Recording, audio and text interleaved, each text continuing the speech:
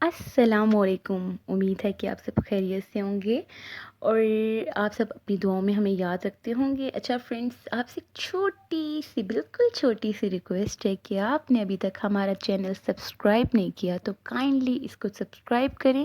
اگر آپ کو میری ویڈیو اچھی لگتی ہے تو اس کو لائک شیئر کرنا بالکل بھی مت بھولیے گا۔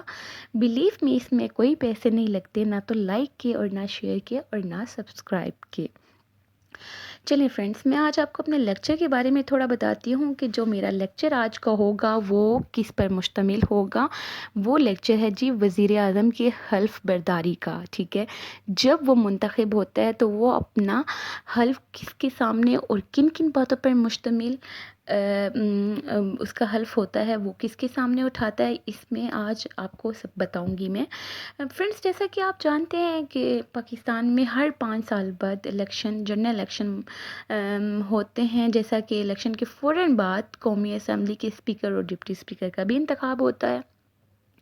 اور اسپیکر جب اپنا عہدہ سنبھالتا ہے تو آئین کے مطابق، اسمبلی کے رولز کے مطابق وہ لیڈر آف دا ہاؤس کے لیے ایک ووٹنگ بھی کنڈکٹ کرواتا ہے۔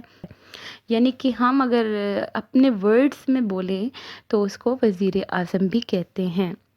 اچھا جی، وزیر اعظم اپنا عہدہ سنبھالنے کے لیے صدر پاکستان کے سامنے اپنا حلف اٹھاتا ہے، ٹھیک ہے۔ اور وہ کن کن باتوں پر مشتمل ہوتا ہے یہ میں بھی آپ کے سامنے پڑھ کے بتاؤں گی تاکہ آپ کو مزید کلیریفیکیشن مل جائے، ٹھیک ہے۔ وہ کچھ اس طرح سے ہوتا ہے کہ بسم اللہ الرحمن الرحیم، شروع کرتا ہوں اللہ کے نام سے جو بڑا مہربان نہایت رحم کرنے والا ہے۔ میں ایکس وائی زی، ابھی ایکس وائی زی میں وہ بندہ اپنا نام مینشن کرے گا، یہاں جسٹ آپ کو سمجھانے کے لیے بول رہی ہوں، ٹھیک ہے۔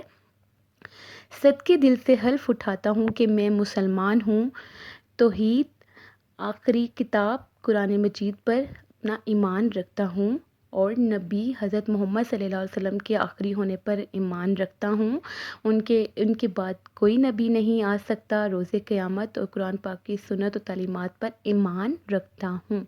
مزید وہ یہ فرماتے ہیں کہ میں خلوص نیت سے پاکستان کا حامی اور وفادار رہوں گا، کہ بحیثیت وزیر اعظم پاکستان میں اپنے فرائض ایمانداری، اپنی انتہائی صلاحیت اور وفاداری کے ساتھ اسلامی جمہوریہ پاکستان کے دستور اور قانون کے مطابق ہمیشہ پاکستان کی سالمیت، استحکام، یکجہتی اور خوشحالی کی خاطر انجام دوں گا۔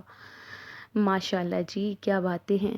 اچھا، کہ میں اسلامی نظریہ پاکستان کو برقرار رکھنے کے لیے کوشاں رہوں گا جو قیام پاکستان کی بنیاد ہے، کہ میں اپنی ذاتی مفاد کو اپنے سرکاری کام یا اپنے سرکاری فیصلوں پر اثر انداز نہیں ہونے دوں گا، کہ میں اسلامی پاکستان جمہوریہ کے دستور کے برقرار رکھوں گا اور اس کے تحفظ کے لیے دفاع کروں گا۔ اور مزید وہ یہ فرماتے ہیں کہ میں ہر حالت میں ہر قسم کے لوگوں کا ساتھ بلا خوف و رعایت قانون کے مطابق دوں گا، اور یہ کہ میں کسی شخص کو بلا واسطہ یا بے واسطہ کسی ایسے معاملے کی نہ اطلاع دوں گا اور نہ اسے ظاہر کروں گا جو بحیثیت صدر پاکستان میرے غور کے لیے پیش کیا جائے گا یا میرے علم میں آئے گا، جبکہ بحیثیت صدر اپنے فرائض کی انجام دہی کے لیے ایسا کرنا ضروری ہو۔ اللہ تعالیٰ میری مدد اور رہنمائی فرمائے، آمین آمین جی۔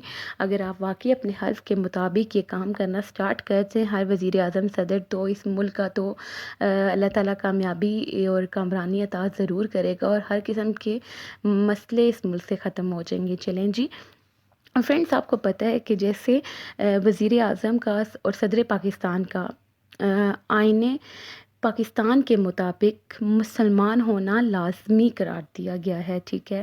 اور حضرت محمد صلی اللہ علیہ وسلم کو آخری نبی اور اللہ کی وحدانیت کا اقرار کرنا بھی لازمی قرار دیا گیا ہے، ٹھیک ہے، جیسا کہ آپ نے اس حلف میں پراپر طریقے سے سنا ہوگا۔